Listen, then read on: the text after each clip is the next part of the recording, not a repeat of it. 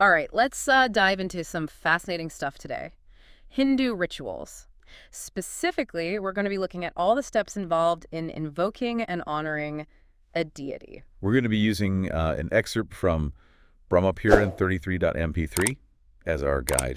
It sounds pretty detailed from what I've seen. It is. It's like an ancient instruction manual for, connecting with the divine. So give me a preview. What exactly are we going to be uncovering today? We'll be focusing specifically on how to invoke Vishnu, Vishnu, okay. one of the major deities in Hinduism. Right. And we'll go through each step, Okay. from the initial calling upon the deity to the offering of water, clothing, food, and a lot more. Wow. It almost sounds like we're putting together a divine puzzle, Yeah, but instead of pieces, we're using symbolic actions and words. that's a great way to put it. So where do we even begin? Every ritual starts with an invocation, Okay. a way of respectfully calling upon the deity to be present. Right, right.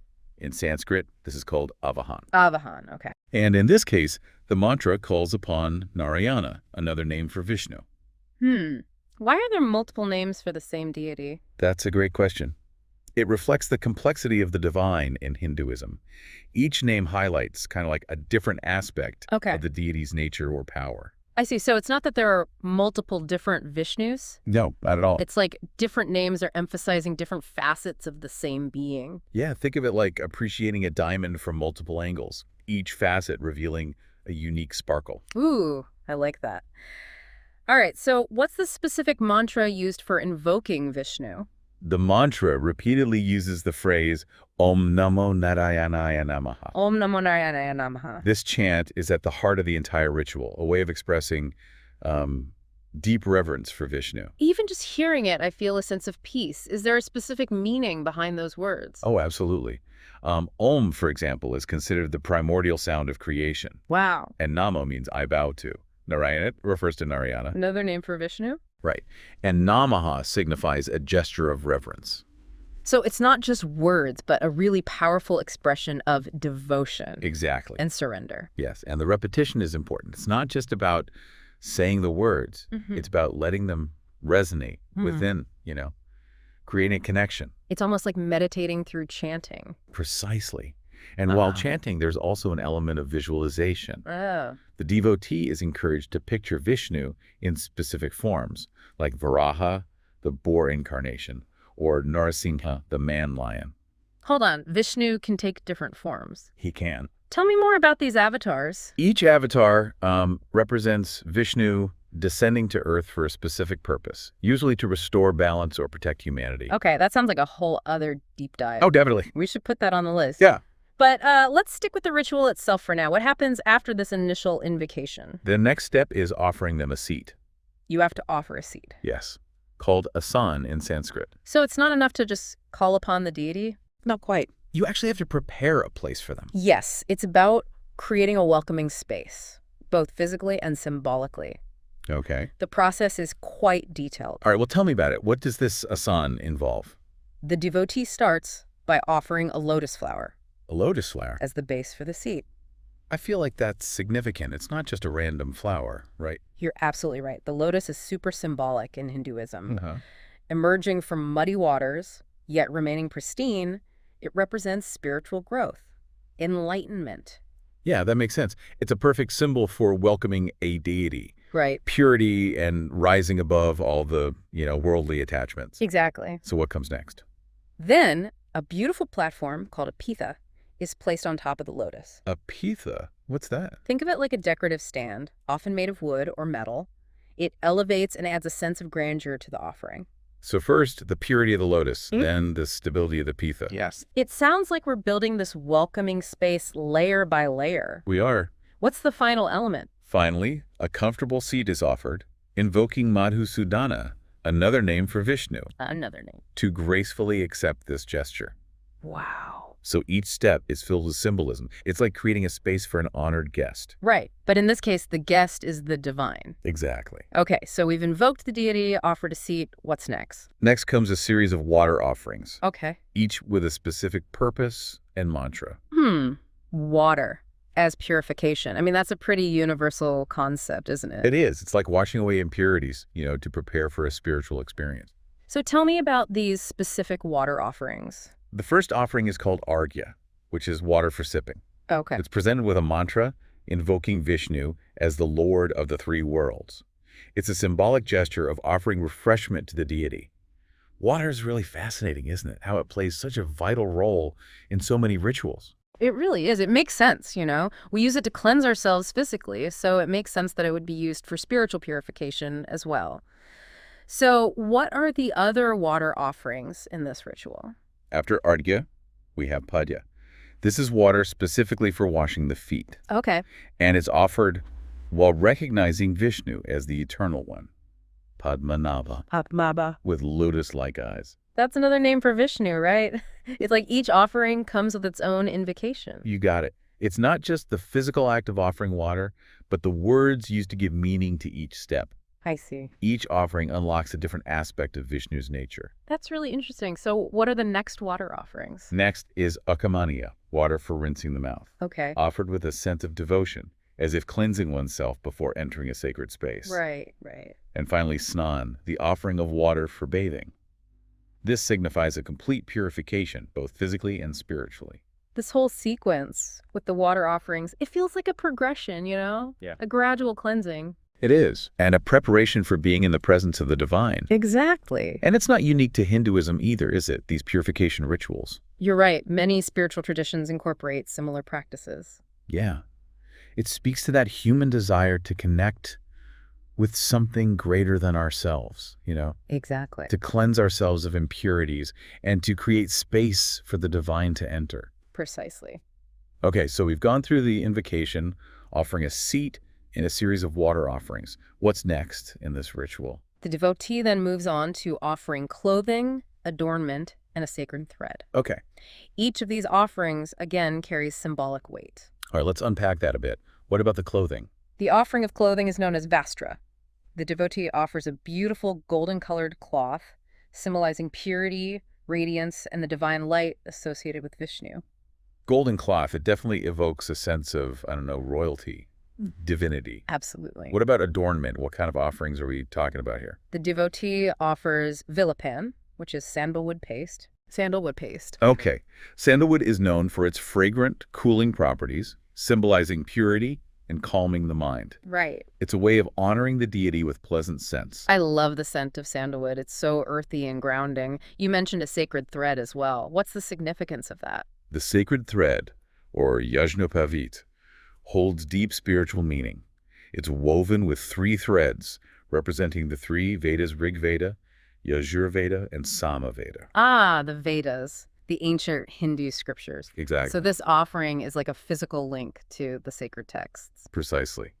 Offering this thread acknowledges the connection between ritual practice and the wisdom within the Vedas. That's a really beautiful way to look at it. Okay, so we've got clothing, sandalwood paste, and the sacred thread. What other offerings follow? The ritual continues with offerings of adornment and light, Okay. symbolizing the brilliance and effulgent nature of the deity. All right, bring on the brilliance. What are these offerings? First, there's alankar, the offering of adornments.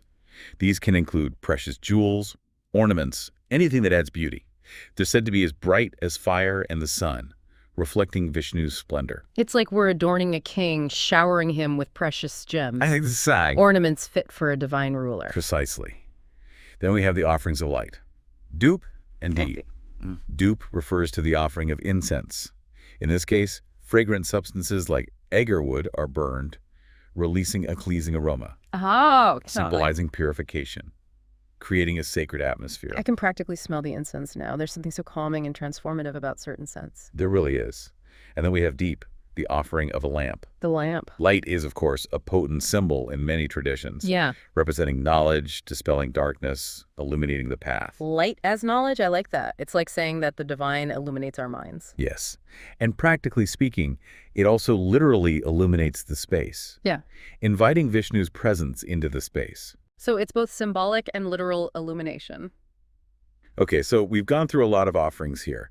Clothing, sandalwood paste, sacred thread, adornments, and even light. What's next? The next step is a very important one, the offering of food, known as naivedya. This is a way of providing sustenance to the deity, sharing a meal and recognizing their presence in the everyday act of eating. Offering food is something that a lot of cultures and religions do. What makes this unique?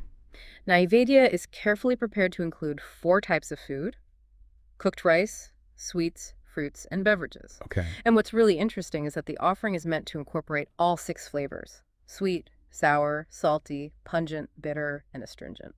Wow, all 6 flavors. That sounds like a lot of effort goes into preparing this. Why is that balance of flavors so important? Balance is central to Hindu philosophy, and it's reflected in this offering. The idea is that by presenting a meal that encompasses all tastes, you're offering a complete and harmonious experience to the deity. I see. It's recognizing that interconnectedness, that balance. That's beautiful. Bringing balance and harmony even into something like offering food. Exactly. So after this incredibly detailed food offering, what happens next? Now the ritual shifts. It becomes more internal and contemplative. The devotee is guided to create a mental image, a visualization of a sacred mandala. Ah, a mandala. Those intricate geometric designs used in meditation. What does this particular mandala look like? The devotee is instructed to visualize an 8-petaled lotus, Okay. known as the Ashtadal Kamal. An 8-petaled lotus. Interesting. What's the significance of that specific image? The 8 petals represent different aspects of Vishnu's divine nature, his qualities and powers. I see. Within each petal, the devotee visualizes a specific form of Vishnu, along with other symbolic elements. So it's not just a static picture of a lotus. Oh. It's like this multi-layered visualization. Exactly. What other elements are included in this visualization? Besides the different forms of Vishnu, the visualization also includes Garuda, his mount, as well as his iconic weapons. The chakra, his discus, the shankha, his conch, the mace, the sword, and the bow. That seems a little, I don't know, out of place. In a ritual focused on devotion and offering, why are weapons included? That's a great question. It highlights a deeper layer of understanding. Okay. In this context, the weapons aren't symbols of aggression or violence. Right. They represent Vishnu's power to protect, to overcome negativity, and to restore balance. So it's not about aggression, but about the power to, I don't know, uphold righteousness, protect the world from harm. Precisely. The weapons add another dimension to understanding Vishnu's role as the preserver, the protector of the cosmos. It's all so intricate and multi-layered.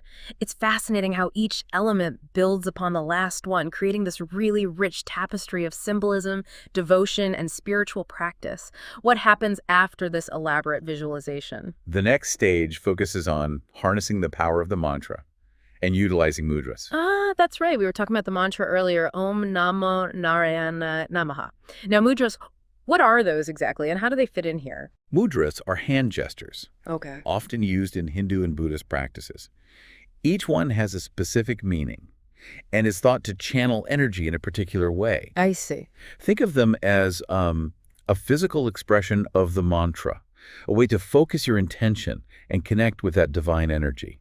So it's like the mantra works on the level of sound. Yes. The visualization, creates the mental picture. Right. And then the mudras add that physical element to the practice, bringing it all together. You got it. It creates a multi-sensory experience, engages the mind, body, and spirit. Yeah, it's not just reciting words. Yeah. Or going through the motions, right? Exactly. It's about creating this whole, complete, and immersive experience. Yes. As we've been talking about this ritual, one thing that's really stood out to me is the sheer number of names, epithets used for Vishnu.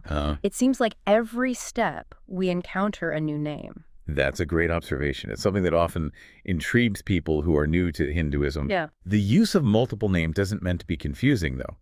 It's actually a way to express the vastness of the divine. So it's not that there are multiple Vishnus. No, not at all. It's more like each name is a different facet. Exactly. Each name highlights a specific quality, power, or aspect of Vishnu's nature. It's like describing the ocean. You might talk about its depth, its vastness, its currents, its waves, Right. Each description adds to our understanding of the ocean as a whole, but no single description can fully capture it. It's the same with the divine. Exactly. I like that. Another thing I've been thinking about is the role of visualization, especially with this 8-petaled lotus. It seems like such a powerful technique to connect with the divine on a deeper level. Visualization is a really powerful tool, used in many spiritual traditions. Yeah. It's about creating a sacred space within your own mind, Right. a place where you can connect with the divine. It's like you're painting a mental picture. adding details and layers until it becomes real in your mind. And in this case, it's not just a static image, but this dynamic mandala encompassing all these different aspects of Vishnu. Right. The Ashtalal Kamal acts as a microcosm of Vishnu's cosmic form. Wow. It's a reminder that the divine is not separate from us. It's present within and all around us. This whole deep dive has really been eye-opening, It's not just about going through the motions. Right. It's about imbuing each step with intention, devotion, a deeper understanding. Couldn't have said it better myself.